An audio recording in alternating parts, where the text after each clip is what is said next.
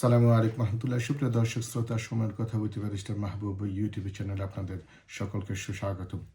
আপনার দেশের মধ্যে অবস্থান করে বাংলাদেশের বর্তমান চলমান পরিস্থিতি নিয়ে খুবই উদ্বিগ্ন, উৎকণ্ঠার মধ্য দিয়ে সময় পার করছেন। আমরা যারা বিদেশে রয়েছি আপনাদের মতোই উদ্বিগ্ন এবং কনসার্ন। বর্তমান চলমান পরিস্থিতি, বিশেষ করে চিন্ময় দাসের গ্রেফতার, ইসকনের কার্যক্রম, আওয়ামী দর্শকদের একের পর এক স্যাবোটাজ ঘটানোর প্রচেষ্টা এবং ভারতের আগ্রাসী মনোভাব ইত্যাদি বিষয়গুলো নিয়ে আজকে সংক্ষেপে একটু আলোচনা করব এবং এই পরিস্থিতিতে আমাদের কি করণীয় সেটার একটা দিক নির্দেশনা থাকবে এই ভিডিওতে। তাই সকলকে অনুরোধ করব ভিডিওটি শেষ পর্যন্ত আমাদের সাথেই থাকবেন এবং সাবস্ক্রাইব করবেন। গতকালকে চট্টগ্রামের একটি আদালতে চিন্ময় দাসকে উপস্থাপন করা হলো। চিন্ময় দাস হলো ইসকনের একটি অন্যতম নেতা, যাকে শৃঙ্খলা বহির্ভূত কার্যক্রমে জড়িত থাকার কারণে গত জুলাই মাসে ইসকন থেকে তাকে বহিষ্কার করা হয়েছে। তিনি ইসকনের ধর্মীয় নেতা ও গুরু। তার বক্তব্য এবং তার কার্যক্রমগুলোকে যদি আমরা অ্যানালাইসিস করি, সেটা হচ্ছে ইসকনের এই ধর্মীয় গুরু চিন্ময় দাসের সর্বদাই ভারতের এজেন্ডা এবং আওয়ামী এজেন্ডা বাস্তবায়নের জন্য তৎপর ছিল। তিনি খোলামেলাই বলেছেন যে ইসকন বাংলাদেশে হাসিনার হাতকে শক্তিশালী করার জন্য যা করার দরকার তাই তারা করবে। চিন্ময় দাসের বিরুদ্ধে শিশু নির্যাতন নিপীড়নের অভিযোগ উঠেছিল, আর এই কারণে গত বৎসর ISKCON international child protection office যুক্তরাজ্য চিন্ময় দাসকে তার সমস্ত কার্যক্রম থেকে বিরত থাকার জন্য বিধিনিষেধ আরোপ করেছিল। পাশাপাশি চিন্ময় দাসের বিরুদ্ধে চট্টগ্রামে ভূমি দখল, চাঁদাবাজি, নারী ও শিশু নির্যাতনের নজির রয়েছে বা এই বিষয়ে সুনির্দিষ্ট অভিযোগ রয়েছে। সম্প্রতি আপনারা দেখেছেন চিন্ময় দাস বাংলাদেশের জাতীয় পতাকাকে কিভাবে অবমাননা করেছে। সে বাংলাদেশের জাতীয় পতাকার উপরে গেরুয়া পতাকা উত্তোলন করে বাংলাদেশের জাতীয় পতাকার মান সম্মান তথা বাংলাদেশের মান সম্মান ও ইজ্জতকে ভুলুণ্ঠিত করেছে। চিন্ময় দাস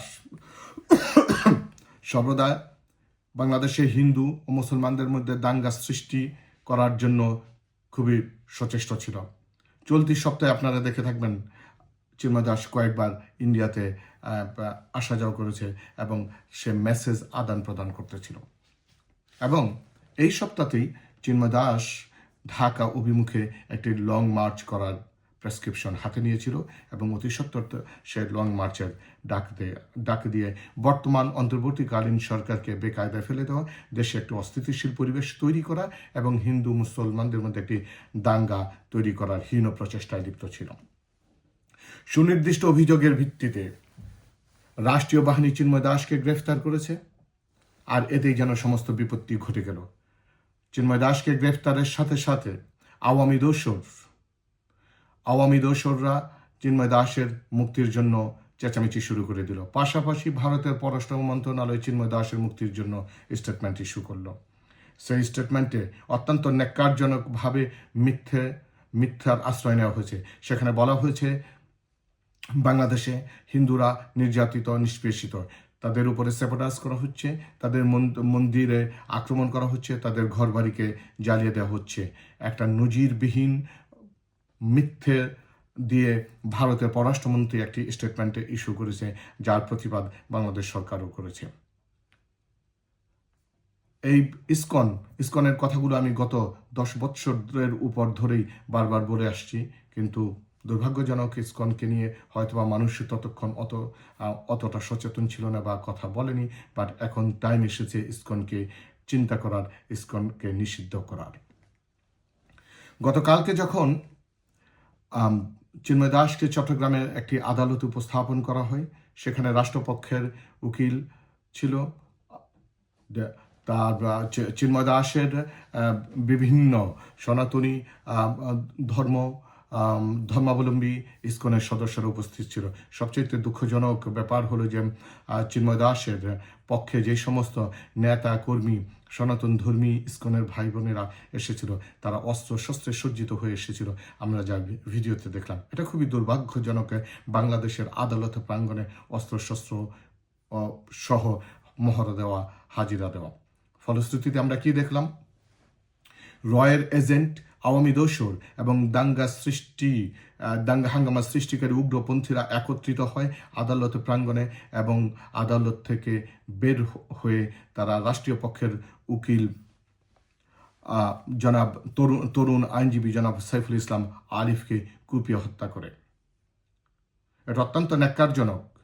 একজন রাষ্ট্রপক্ষের আইনজীবীকে অতর্কিত আক্রমণ করে দিবালোকে সকলের সামনে যেভাবে কুপিয়ে হত্যা করা হয়, সেটা বাংলাদেশের ইতিহাসে নজিরবিহীন, দুর্ভাগ্যজনক। তারা এ কথাও বলার অপপ্রচেষ্টা চালিয়েছিল যে আলিফকে হিন্দু দেখিয়ে, অর্থাৎ সাইফুল ইসলামকে হিন্দু দেখিয়ে তারা একটা মিথ্যে সংবাদ পরিবেশন চেষ্টা করেছিল, কিন্তু তাদের সেই অপচেষ্টা ব্যাহত হয়েছে। বাংলাদেশের সচেতন জনগণ সত্যটাকে উপস্থাপন করেছে। দুর্ভাগ্যজনক, চিন্ময় দাস নিঃসন্দেহে রাষ্ট্রদ্রোহিতার সামিল অপরাধ করেছে, রাষ্ট্রদ্রোহী অপরাধমূলক কাজে সে জড়িত ছিল, আর সুনির্দিষ্ট অভিযোগের ভিত্তিতেই তাকে গ্রেফতার করা হয়েছে। তাকে গ্রেফতার করাতে মনে হচ্ছে যেন চিন্ময় দাসকে তার গ্রেফতারকে কেন্দ্র করে ভারতের প্রতিক্রিয়া দেখে মনে হচ্ছে চিন্ময় দাস যেন ভারতের কোনো নাগরিক। অন্যদিকে বাংলাদেশে বসবাস করে কতিপয় হিন্দু এবং ভারতীয় দোসর আওয়ামী দালালরা যেভাবে হা হুতাশ চিৎকার চেঁচামেচি শুরু করেছে, এবং তারা ভারতকে টুইটার, মেসেঞ্জার, সোশ্যাল মিডিয়ার মাধ্যমে বাংলাদেশে আর্মি পাঠাতে, বাংলাদেশে ইন্টারভেন করতে, ইভেন আমেরিকাকে বাংলাদেশে ইন্টারভেন করার আহ্বান জানিয়েছে, যা নিঃসন্দেহে রাষ্ট্রদ্রোহী তার সামিল। এমত অবস্থায় ইসকন অব্যাহতভাবে বাংলাদেশের বিরুদ্ধে, ইসকন এবং ভারত বাংলাদেশের বিরুদ্ধে অব্যাহতভাবে মিথ্যা প্রচারণা চালাচ্ছেন। তারা হিন্দুদের মধ্যে এ মনোভাব তৈরি করতেছে যে হিন্দুরা যেন বাংলাদেশে নিরাপদ নয়, কেবলমাত্র ভারতের আশ্রয়ই তারা নিরাপত্তা পেতে পারে, তারা নিরাপদে থাকতে পারে। অথচ বাংলাদেশে মুসলমান হিন্দুদের মধ্যে রয়েছে একটি সাম্প্রদায়িক সম্প্রীতির সুস্পষ্ট নজির। বিগত দিনগুলোতে আমরা দেখেছি পূজার সময় মুসলমান ভাইরা হিন্দুদের পূজা মণ্ডপে কিভাবে রাত জেগে পাহারা দেয়। হিন্দুদের কোনো বিপদ আপদ হলে মুসলমান ভাইরা কিভাবে তারা দৌড়িয়ে তাদের বিপদ থেকে রক্ষা করার জন্য এগিয়ে যায়। এমত অবস্থায় ভারত এক হীন প্রচেষ্টা নিয়ে তারা মাঠে নেমেছে। ইসকন, তবে একটা বিষয় একটু বলে রাখা দরকার এবং খেয়াল রাখা দরকার যে ইসকন আর হিন্দু বা সনাতনী ধর্মী কিন্তু এক কথা নয়। ইসকন বাংলাদেশে উগ্রতা এবং আওয়ামী দোসরদের আওয়ামী এজেন্ডা ও ভারতীয় আগ্রাসন প্রচারণায় এবং বাস্তবায়নে লিপ্ত, কিন্তু সনাতনী হিন্দু ভাইয়েরা তারা কিন্তু ইসকনের সদস্য নয়। ইসকন একটি উগ্র সংগঠন, একটি সন্ত্রাসী সংগঠন। পৃথিবীর বিভিন্ন দেশেই ইসকনকে নিষিদ্ধ করা হয়েছে। আপনারা জেনে থাকবেন চীন, সিঙ্গাপুর, ইরান, মালয়েশিয়া, ইভেন আফ্রিকার মতো দেশে কেনিয়া, তারপরে মিডল ইস্টের কাজাকিস্তানেও ইসকনকে ব্যান করা হয়েছে, নিষিদ্ধ করা হয়েছে বহু যুগ ধরে। ইসকন বাংলাদেশও তাই আজকে বাংলাদেশে যে এক অস্থিতিশীল পরিস্থিতি তৈরি করতে যাচ্ছে ইসকন, ভারতের উপরে ভর করে এবং আওয়ামী দোসরদের অর্থনৈতিক এবং মাসল এর সাহায্যে, তো ইসকনের এই হীন প্রচেষ্টাকে এখানেই স্তব্ধ করে দিতে হবে, থামাতে হবে। জুলাই আগস্ট বিপ্লবের মধ্য দিয়ে যে স্বৈরাচারী সরকার বাংলাদেশ ছাড়তে বাধ্য হয়েছে, সেই বাংলাদেশের স্বৈরাচারিণী শেখ হাসিনা দিল্লিতে অবস্থান করে দিল্লির প্রেসক্রিপশন অনুসারে বাংলাদেশে নতুন নতুন অঘটন ঘটানোর জন্য একের পর এক পায়তারা করে যাচ্ছে। আর আওয়ামী লীগও মাঠে নেমেছে, আর ইন্ডিয়াও মাঠে নেমেছে আওয়ামী লীগকে পুনর্বাসন করার জন্য। তাই তারা একের পর এক ষড়যন্ত্র লিপ্ত রয়েছে। ভারত রাষ্ট্রীয়ভাবে একজন রাষ্ট্রদ্রোহী পক্ষে অবস্থান নিয়েছে।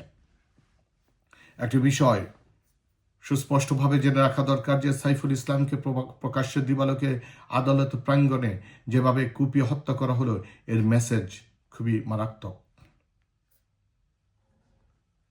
তারা হিন্দু সন্ত্রাসী সংগঠন রয়ের সদস্যরা এবং ইসকন আওয়ামী দোসররা তাকে সাইফুল ইসলামকে নির্মমভাবে কুপিয়ে হত্যা করে গোটা বাংলাদেশে একটা অস্থিতিশীল পরিবেশের ন্যাক্কারজনক যে মেসেজ দিল, এক্ষেত্রে সচেতন মহলকে অত্যন্ত গুরুত্বপূর্ণ দায়িত্বশীল ভূমিকা পালন করতে হবে। আপনাদেরকে একটা বিষয় একটু বলে রাখা দরকার যে ভারত কেন আওয়ামী লীগকে পুনর্বাসন করতে চায়। আপনার নিঃসন্দেহে হাসিনার ঐতিহাসিক ডায়লগ, ঐতিহাসিক বক্তব্যটা মনে আছে নিশ্চয়ই। সেটা ছিল যে স্বৈরাচারী হাসিনা বলছে, আমি ভারতকে যা দিয়েছি ভারত তার সারা জীবন মনে রাখবে। এর অর্থ, এর ব্যাখ্যা, এর মিনিং অত্যন্ত সিগনিফিক্যান্ট। মানেটাই হচ্ছে আওয়ামী লীগ ক্ষমতায় থাকলে ভারত যে হারে বাংলাদেশকে লুটে পুটে খেতে পারে, যে হারে বিনা পয়সায় ট্রান্সশিপমেন্ট, রেল লাইন, বন্দর ব্যবহার এবং গোলামী চুক্তি, একের পর এক গোলামী চুক্তি সাইন করে বাংলাদেশ তাকে যে লুটে পুটে চুষে খাচ্ছে, এটা অন্য কোনো সরকার থাকলে পাবে না। তাই ইন্ডিয়া চায় ভারতকে পুনর্বাসন করতে। আপনারা দেখবেন যে গত জুলাই আগস্টের পর থেকে যে ঘটনাটা ঘটেছে, ভারতে বাংলাদেশের ভ্রমণ কমে গেছে। As a result of this ভারতের ট্যুরিস্ট বাণিজ্যে ধস নেমেছে। তাদের হোটেলগুলো আজকে অতিথি শূন্য সময় পার করছে। পাশাপাশি চিকিৎসার জন্য বাংলাদেশ থেকে এখন মানুষ আর ভারতে যেতে চায় না। তাই তারা তাদের বাণিজ্যকে ধরে রাখার জন্য চায় আওয়ামী পুনর্বাসন। আপনারা নিশ্চয়ই এটাও দেখেছেন যে জুলাই আগস্ট বিপ্লবের পরে বাংলাদেশে কর্মরত ভারতের অনেক কর্মী বা অনেক কর্মীরা ভারতে ফেরত যাওয়া শুরু করেছে। As a result of this ভারতের রেমিটেন্সের উপরে মারাত্মক নেতিবাচক প্রভাব পড়েছে। আপনারা নিশ্চয়ই জেনে থাকবেন যে বর্তমান অন্তর্বর্তীকালীন সরকার, বিশেষ করে প্রফেসর ইউনূস সরকার যখন ক্ষমতা গ্রহণের অতি প্রারম্ভেই তিনি একটি মেসেজ ইন্ডিয়াকে দিয়েছে যে ইন্ডিয়া যদি বাংলাদেশের উপরে কোনো কর্তৃত্ব, খবরদারি, দাদাগিরি ফলাতে চায়, তাহলে সেভেন সিস্টার আনরেস্ট হয়ে যাবে। সেভেন সিস্টারও খুব ভালো স্থিতিশীল পরিবেশ থাকবে না। তাই ভারত বাংলাদেশের উপর তাদের কর্তৃত্বকে পুনর্বহাল করার জন্য তাদেরই দোসর আওয়ামী লীগ ও ইসকনের ঘাড়ে ভর করেছে। গত 16টি বৎসর ভারতে বাংলাদেশে যেভাবে লুটিপুটি খেয়েছে, সেটা এই গভর্নমেন্ট থাকলে বা দেশপ্রেমিকে আগামী দিনে যেই গভর্নমেন্ট আসবে, সেটা ভারতের পক্ষে আর সম্ভব হবে না। তাই তারা চায় অ্যাট এনি কস্ট আওয়ামী লীগকে পুনর্বাসন করতে। একটি বিষয়, একটি ক্লিয়ার বক্তব্য খেয়াল রাখবেন, আল্লাহ না করুক আওয়ামী লীগ যদি এবার পুনর্বাসিত হয় এবং ভারত যদি ইসকন কার্ড খেলে হিন্দু মুসলমানদের মধ্যে দাঙ্গা লাগাতে পারে এবং যদি এক্ষেত্রে তারা সফল হয়, তাহলে বাংলাদেশের স্বাধীনতা ও সার্বভৌমত্ব টিকে থাকবে কিনা, that is a big question. বাংলাদেশের স্বাধীনতা ও সার্বভৌমত্ব হুমকির মুখে পড়বে। তাই সচেতন নাগরিককে অত্যন্ত দায়িত্বশীল ভূমিকা পালন করতে হবে। এক্ষেত্রে আমাদের যে বিষয়গুলো করণীয়, তা চার পাঁচটি বিষয় আমি বলতে চাই আমাদেরকে একটু খেয়াল রাখা দরকার। নাম্বার 1, কোনো অবস্থাতেই হিন্দু মুসলিম দাঙ্গা লাগুক এমন কাজ না করা। প্রয়োজনে হিন্দুদের সুরক্ষা নিশ্চিত করা। রাজনৈতিক দল, ছাত্র সংগঠন, ছাত্র জনতার মধ্যে ঐক্য বিনষ্ট হয় এমন কোনো কাজ না করা, বরং ঐক্যকে সুসংগঠিত করার জন্য যা করার দরকার সেটাই আমাদেরকে করতে হবে।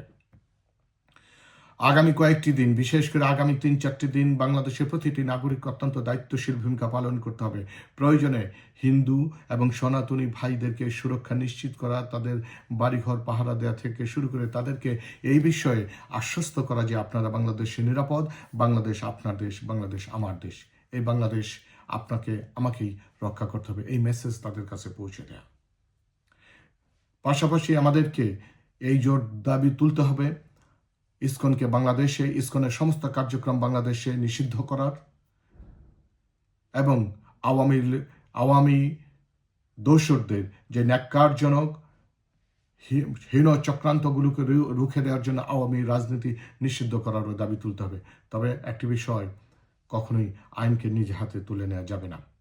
আর নির্মমভাবে যে অ্যাডভোকেট সাইফুল ইসলাম আলিফকে যে হত্যা করা হলো তার দ্রুত বিচার নিশ্চিত করা। আমরা এই বাংলাদেশকে ওন করি, এই বাংলাদেশ আপনার দেশ, এই বাংলাদেশ আমার দেশ, এই বাংলাদেশ আমাদের সকলে। এর বাংলাদেশের স্বাধীনতা সার্বভৌমত্বকে নিয়ে ইন্ডিয়া যাতে কোনো সিনেমিনি খেলতে না পারে এর জন্য অত্যন্ত সজাগ দৃষ্টি পালন করতে হবে। বাংলাদেশের স্বাধীনতা সার্বভৌমত্ব অটুট থাক এবং বাংলাদেশের মধ্যে স্থিতিশীল পরিস্থিতি বজায় থাক, এর জন্য সকলেরকে উদাত্ত আহ্বান করতেছি। সকলে অত্যন্ত দায়িত্বশীল সুন্দর ভূমিকা পালন করবেন। সবাই ভালো থাকবেন, সুস্থ থাকবেন, নিরাপদে থাকবেন। আল্লাহ হাফিজ।